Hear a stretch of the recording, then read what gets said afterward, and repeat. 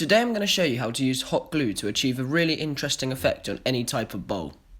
I started by using my round scraper to turn the bowl to round. I'd already cut an octagonal blank with my jigsaw, but you don't need to do that, you can do it square, it just saves a lot of time. I sharpened my tool once again because it's really important to have a really sharp tool when you turn bowls, because obviously you don't want lots of catches with the tool.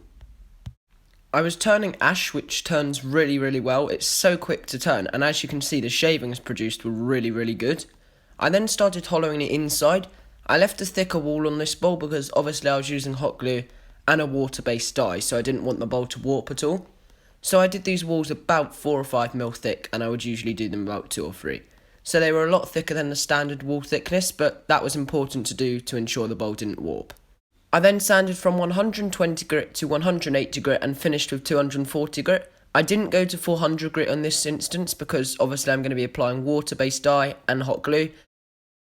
So I've got the hot glue gun warming up and I've got some glue gun sticks. This is one of the ones that broke off because I had to pull out the old stick because it was a bit explosive, as in there was all glue pouring out the sides, so I had to fix that.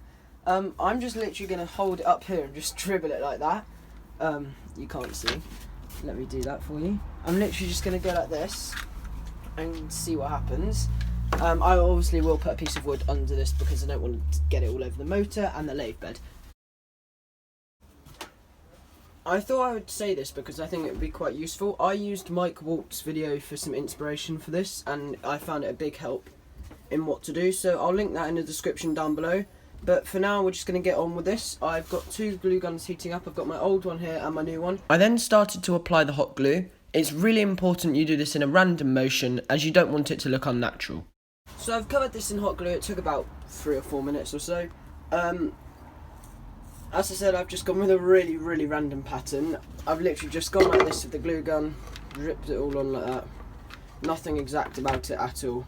And as you can see, there's all kinds of different sizes of strings and patterns in here. I have no idea how it's going to turn out because that's the whole fun in it. It's a bit crazy, so to speak. So we're now going to go and put this blue dye on. This is a Lebron blue concentrated wood dye, and I've mixed it up in a fairly good ratio, and we're just going to paint this on. I think I'm just going to paint it with I might use a paintbrush. Nah, I'm just going to use a bit of kitchen towel and put some gloves on. It's easier like that. I then applied the blue wood dye. I made up a very strong concentration here as I wanted quite a dark effect. I used a bit of kitchen towel to apply this, but you could of course use a paintbrush, or you could spray paint it, or paint it by hand.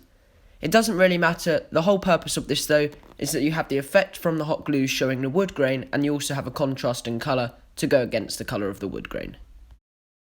The only problem I've found using water-based wood dye is it does have a tendency to seep underneath the hot glue, and that can of course ruin the effect, but as long as you're careful, it's usually fine. Well then, I've applied some Lebron dye over this. It looks pretty good so far. It's time we found out the fate of this bowl.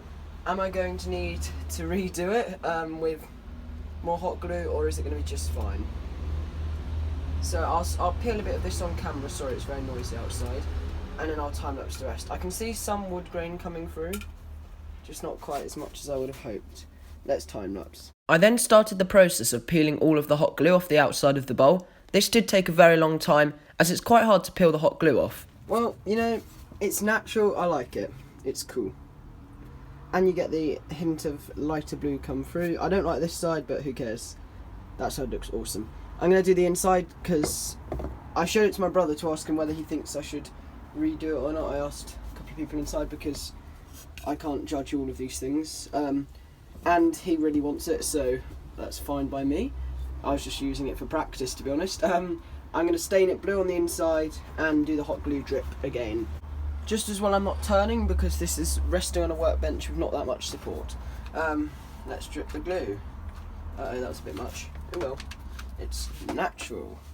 Now this time when we do the dye, we're going to go a lot more careful, because we don't want to make a mess with all the stuff this time. Oh, I spilled glue on the outside. It's natural. And I've also found using big dollops of glue works so much better than using tiny amounts. So basically you want to get a nice thick bead of glue rather than using tiny amounts, because the tiny amounts just don't show through. so I'm trying to get nice big dollops. I then repeated the same process as previous, using the hot glue and creating a natural effect, just dripping the hot glue all over the inside of the bowl, and then applied more Liberon concentrated wood dye. This time I was a bit more careful to ensure I didn't get some of the wood dye seeping underneath the glue, and it looked much better on the inside than it did on the outside. So my advice is, if you're going to try this, be as careful as you can. Alright, so I've left this drying for about 10 minutes, so we're going to start peeling the glue off now. I'll time-lapse this like I did the last one, and let's hope it turns out well.